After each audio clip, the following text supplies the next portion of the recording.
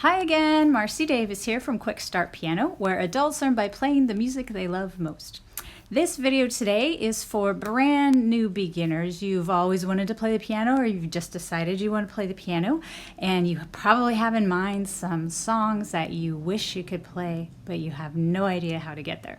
This is the video for you. You're in the right place. I'm going to show you some basic building blocks, some basic hand shapes on the piano, that if you learn these, you will be able to play literally hundreds of songs. Music is made up of small pieces and patterns, and if you learn a few of these, you won't need to go very far before you can play just simple versions of your favorite tunes. It's not going to be as hard as you might imagine. Let's take a look. All right, so you're a piano beginner and you want to play some of your favorite songs. The fastest, easiest way to do that will be by playing chords. And for us piano players, that means hand positions on the piano. So I'm going to show you the most basic hand positions that I show all my beginners. And I will assume you know nothing about the piano, except I will assume one thing. I'm going to assume that you know the names of each of these notes. And I realize that they're up there on the chart, but if you don't know the names of these and you can't easily identify them, I would stop right now and go watch our video on how to quickly and easily memorize the white key names. So let's say you've already got those down. Let's take a look at these hand positions. So the basic hand position for piano players is 5-finger or home bass position. And what that means is you've got 5 fingers, one for each note. You don't have any fingers squishing together and you don't have any fingers stretching past 1 finger per note, kind of like home row on typing. So we will name the home basses by the lowest note. So on your left hand, your pinky is going to name it. That will be a C home bass. And then your right hand is going to copy it and put the thumb on the C home bass. So now you are playing identical notes. So we've got a C home bass, and what I'm going to have you do is play the outside, and we call that a chord shell. You could play them all together, but I'm going to have you walk it up, and then if you want to push down your piano pedal, you'll like the sound of that. So if I move back and forth between home basses, let's try an A, and then an F. So I start with these two, and then a G. And you might start to recognize this piece. A little bit of Walkin' in Memphis there. The piano part is almost exclusively made up of these chord shells, so you're already playing a real piano riff. Obviously, you don't have to do it quite that fast. So we haven't done all of them yet, so I would spend some time practicing those, and then let's get the ones that we missed. What did we miss? We missed E and D. And we are going to deliberately skip the B because it sounds like that. It's a little weird. So we're going to do C, D, E, F, G, A. And then we're going to skip the B. All right, so if you've got that so that you can bop back and forth, and you might try those Walkin' in Memphis chords, F, G, C, A. Then what we're going to do is we're going to add the middle note, and that will fill out our chord, which is also known as a triad. So if you're looking at a C, instead of just playing the outside, we're going to play the middle note. So you're skipping every other note. So now we've got a full C chord, also known as a C triad. Let's do that for the right hand also.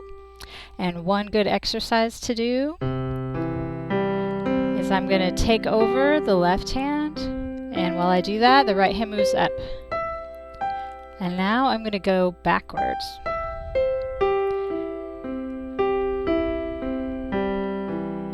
And you can hold down that right sustain pedal as long as you're only playing these notes. They will sound good together, and you can go up and down the piano.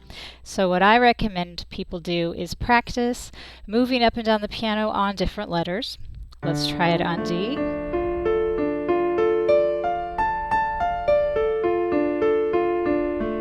And on E.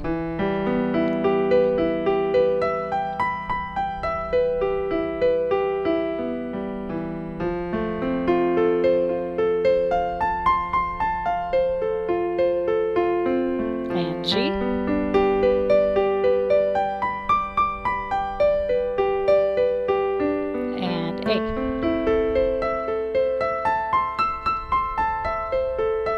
Now you can play the B, you just have to know the sound is going to be a little different. And that takes us back to C. So we've got our basic chords or triads. We played C, D, E, F, G, and A. So you've already got 6 chords that are used in hundreds of pieces in beginner piano music. So if you have beginner piano books, these are likely the chords that they're already using. If you're using something like Ultimate Guitar or other chord tablature online, you can hit the transpose button until you start seeing chords that look more familiar to you. So that is one way you can practice them and immediately start playing songs. Then let's add a few other chords to this. So we're going to name these beyond just C, D, E, F, and G. We need to talk about the quality of the chord. So this is a C major chord. What makes it major is this middle note. If you were to change the middle note and make it lower, now it is a C minor chord. So you notice that first shell that we learned works for both major and minor. It's the middle note that tells you whether it's major or minor. So we have 2 chords for C now, and we've got D. We're starting with the minor. So we're going to raise the middle note to make major. The middle note's always higher for major. Now let's go to the E. This is minor. We're going to raise the middle note. Now it's major. F. Now this one is major to start with, so we're going to lower the middle note to make it minor.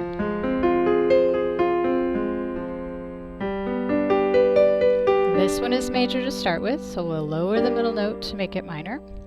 And then we've got one last one. This one is minor, so we're going to raise the middle note to make it major.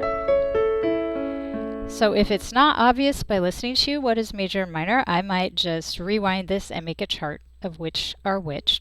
There's only 6 of them, and then you times that by 2, and you've got 12 chords now that you can play.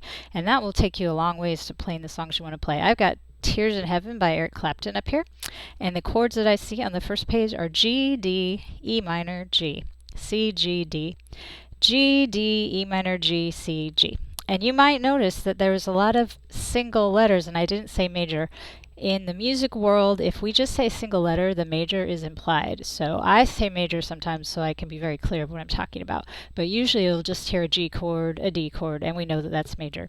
It's only minor if you say minor. So let me try this out. G, D, E minor, C, G,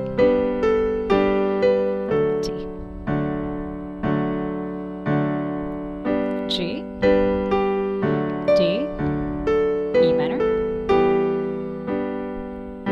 G, C, G, and D. So you notice that, and you could, if you are not trying to play the right hand, you just play the chords. And suddenly I'm playing a song, all I'm doing is playing chords. If you've got a singer, you don't need a melody player.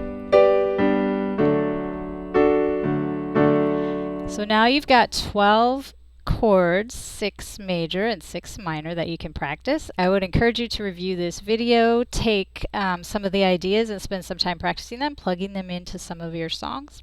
Have fun with it. I'll see you in the next video. If you enjoyed this video, make sure to hit the subscribe button before you go. Also, leave me a note in the comments. If you have an idea for a tutorial that you would like to see in the future, I might be able to do it. Also, check out our playlist of other tutorial videos on the channel. I hope to see you soon.